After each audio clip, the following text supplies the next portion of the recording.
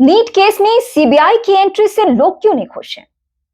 क्योंकि देश के ज्यादातर मामलों का रिकॉर्ड यह कहता है कि सीबीआई बहुत बार फेल हो चुके हैं। और यहां तक कि बिहार के मामलों में तो वो इस तरीके से फेल हुई है कि लोगों ने सीबीआई जैसी सर्वोच्च जांच एजेंसी पर भरोसा करना छोड़ दिया है। कहने को तो वो स्वायत्त संस्था है, लेकिन राज्य सरकारों का या फिर केंद्र सरकार का इनडायरेक्टली दखल कैसे रहा है, इसको लेकर सुप्रीम कोर्ट ने कोयला घोटाले की एक सुनवाई के दौरान सीबीआई को तोता तक कह दिया था। ये साख है देश में सीबीआई की, और यही वजह है कि नीट केस वो देश का पहला मामला जिसमें किसी ने आवाज नहीं उठाई थी कि इस मामले में सीबीआई जांच होनी चाहिए। ना पीड़िता के परिजनों ने, न ही बिहार के किसी ऐसे शख्स ने जो नीट केस पे इस वक्त बात कर रहा है, किसी ने इस पर डिमांड ही नहीं की थी। और हम लोग जो हर दिन आवाज उठा रहे हैं या वीडियोस आपके सामने लेकर आ रहे हैं, हमने तो किसी भी सूरत में यह कल्पना नहीं की थी कि इस केस में सीबीआई की एंट्री हो जाएगी। लेकिन आखिर सीबीआई ने भरोसा क्यों खोया है? मैं कुछ देश के चुनिंदा केसेस का नाम यहां लेना चाहती हूं आपके सामने, और खासकर बिहार के भी केसेस का, जिससे कि आपको यकीन हो जाएगा कि सीबीआई ने वक्त के साथ कैसे अपना साख खत्म किया है। देश का ज्वलंत मामला आरुषि हत्याकांड। क्या हुआ सबको मालूम है। माता पिता पे शक की सुई घूमी, सालों साल सलाखों के पीछे रहे और आखिर में आरोपों के अभाव में बरी हो गए। सुशांत केस, कितना हो हल्ला मचा। रिया से लेकर जाने कितने फिल्म स्टारों पर शक की सुई घुमाई गई, और आखिर में क्या हुआ? Closure report. मतलब सुशांत ने शायद सुसाइड ही किया। अब इस तरीके से और भी देश के ज्वलंत मामले हैं, लेकिन मैं देश से ज्यादा बिहार पे फोकस करना चाहती हूं। अब बिहार के मामलों को सुन लीजिए। बिहार का वो मामला यानी बॉबी हत्याकांड, जिसमें सारे वीवीआईपी की मिलीभगत थी। बिहार के जितने भी रसूखदार पावरफुल राजनीति से ताल्लुक रखने वाले लोग थे, उनकी भूमिका थी। मामला बहुत हाइप पे गया और सीधे ये केस चला गया सीबीआई के पास। लेकिन आज भी आपके पास कॉन्क्रीट जानकारी नहीं है कि किन लोगों की मिलीभगत थी। सबको दबी जुबान में मालूम है कि कौन लोग थे, लेकिन किसी ने इस तरीके से उस केस पे बात की नहीं। अब आती हूं किसी और मामले पे, शिल्पी जैन हत्याकांड, रेप भी।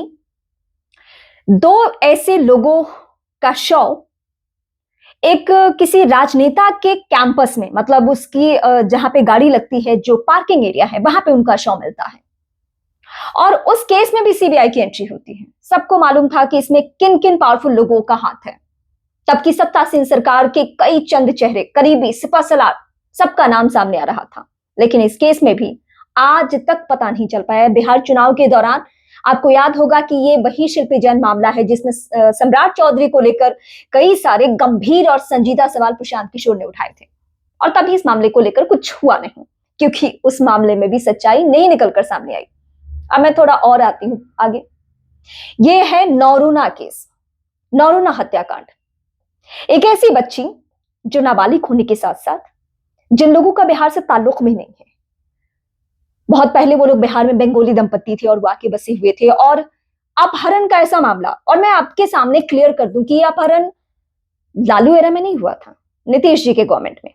इस केस को लेकर भी कहा गया कि भूमाफिया इसमें संलिप्त है, कुछ राजनीति से ताल्लुक रखने वाले लोगों की भूमिका है, और इस मामले में भी कुछ नहीं हुआ। मामला गया सीबीआई के पास और सीबीआई के जरिए कुछ नहीं हुआ। यही हुआ फिर मुजफ्फरपुर शर्टर कांड में, ब्रह्मेश्वर मुखिया हत्याकांड। इसके बारे में भी अभी किसी को नहीं पता है कि क्या हुआ है। तो ये है उन केसेस की चर्चा जो आपके सामने मैं इसलिए रख रही थी क्योंकि सीबीआई का ट्रैक रिकॉर्ड ये कहता है, जिसको लेकर लोग नाउमीद रहते हैं। और इसीलिए पीड़िता के परिवार ने कहा है कि नहीं नहीं, हमें सीबीआई नहीं, न्यायिक जांच चाहिए। रिटायर्ड जज की निगरानी में जांच प्रक्रिया को आगे बढ़ाई जाए, या जज की निगरानी में जांच प्रक्रिया आगे बढ़ाई जाए, तब हम भरोसा कर सकते हैं। तो ये स्याह सच्चाई है इस देश की, सीबीआई की, और खासकर बिहार के केसेस की, जहां पे सीबीआई की एंट्री के बावजूद भी इन सारे केसेस में कौन गुनाहगार है, कौन पावरफुल लोग हैं। क्योंकि आपको भी मालूम है कि सीबीआई कहां से हैंडल होती है, सीबीआई को पावर कहां से मिलता है। कहने को स्वायत्त संस्था है, लेकिन ऐसा थोड़े है कि बहुत सारे मामलों में नाम उजागर हो गया है। किसके? शारदा चिटफंड का मैं तो जिक्र ही नहीं करी, पश्चिम बंगाल का मामला है। ऐसा नहीं कि सिर्फ जहां पे उनकी सरकार है तो वो सहूलियत से, जहां विपक्षी पार्टियों की भी सरकार है और लगता है कि इस केस को रीओपन करने से या ओपन करने से या कई चेहरों को आगे करने से नुकसान हो सकता है, केंद्र की सरकार की सेहत पे असर पड़ सकता है या किसी राज्य में सरकार गिरने की नौबत आ सकती है, आने वाले भविष्य में उन पर भी दाग लग सकता है। तो सीबीआई उस तरीके से जांच करती नहीं है। ये है इस देश की सच्चाई। और आनन फानन में आप देखिए कि पीड़ित परिवार डीजीपी से मिलने जाता है। डीजीपी की हालांकि एक अपनी कहानी है, उनकी अपनी स्क्रिप्ट है। अब उस स्क्रिप्ट में क्या सच्चाई है उस पर बहुत कॉन्फिडेंटली बात नहीं कर सकती हूँ। हाँ, खबरें मैंने पटना में बात करके पता की कि डीजीपी ने जब मुलाकात की तो उस दौरान क्या सिचुएशन था। डीजीपी वैसे ईमानदार है, लेकिन इस केस में जिस तरीके से पुलिस की भूमिका और लापरवाहियां सामने आई है उससे कैसे हम इनकार कर दें, क्योंकि डीजीपी का पावर आप सभी को मालूम होता है, नेक्स्ट टू सीएम। मतलब सीएम ने ऑर्डर दिया, मतलब जिसके पास में गृह विभाग हो। अभी तो सम्राट चौधरी गृह विभाग संभाल रहे हैं और सीएम जो है वो सिर्फ सिंबॉलिक तौर पे है। नीतीश जी अगर अपने पहले वाले एरा में होते और पहले वाले नीतीश जी होते तो शायद हमें इतना रोने की जरूरत पड़ती नहीं इस केस को लेकर। हाँ, कई जगहों पर लापरवाही उन्होंने भी दिखाई है, लेकिन मुझे इतना नीतीश कुमार की छवि को लेकर यकीन है कि अगर वो अभी राजनीतिक तौर पे सक्रिय होते, आप कहेंगे कि सक्रिय तो है, बिहार के सीएम है, नहीं उस तरीके से सक्रिय नहीं, वो बस सिंबॉलिक चेहरा के तौर पे हैं कि वो बिहार के सीएम है।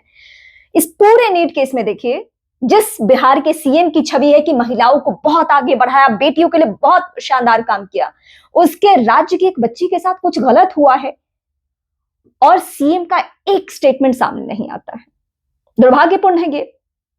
तो मैं कुछ और बताने जा रही थी कि डीजीपी के दफ्तर में मुलाकात होती है पीड़ित परिवार से और उसके बाद कहा जाता है कि आप सम्राट चौधरी से मिलिए। सम्राट चौधरी से परिवार मिलने से इनकार कर देता और उसके बाद आनन फानन में ऐसा लगता है कि पैनिक डिसीजन लिया गया कि नहीं, इसको सीबीआई को हम केस दे देते हैं। तो क्या ये पैनिक होकर डिसीजन लेने का वक्त है?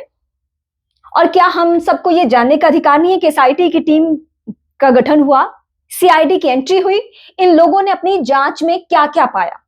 क्या ये सब जानने का अधिकार बिहार के लोगों का नहीं है? क्योंकि मैं बार बार दोहराती हूँ और आप सभी ये कहते हैं कि ये एक लड़की की तो लड़ाई है ही नहीं। तो जब एक बच्ची की ये लड़ाई नहीं है, हम सबकी लड़ाई है। आने वाले भविष्य में कुछ ऐसी गलतियां ना हो, किसी के पास इतना पावर ना हो, कोई हॉस्टल में इस तरीके से घिनौना कोई काम ना करे या हॉस्टलों को एक कड़ा संदेश चला जाए कि किसी बच्ची के साथ दुर्व्यवहार नहीं कर सकते। इसके लिए क्या एसआईटी ने अभी तक क्या जांच किया, ये सब हमें जानने का अधिकार नहीं है। सीआईडी का क्या दखल रहा, ये हमें जानने का अधिकार नहीं है। क्या एक भी प्रेस कॉन्फ्रेंस इस मामले पर की गई कि हाँ ये मिला, ये मिला, ये मिला? और इतना मैं यकीन दिला दूं आपको, पुलिस वही फुटेज लीक करने की कोशिश करेगी, वही इंफॉर्मेशन वो लीक कर रही है जिससे कि वो चाहती है। ऐसा नहीं है कि हमें अचानक से इंफॉर्मेशन पता चल जा रहा है, ऐसा कुछ भी नहीं होने जा रहा। सब कुछ पुलिस अपने हिसाब से इस केस में कर रही है और अब तो सीबीआई के पास केस है, मतलब भगवान भरोसे।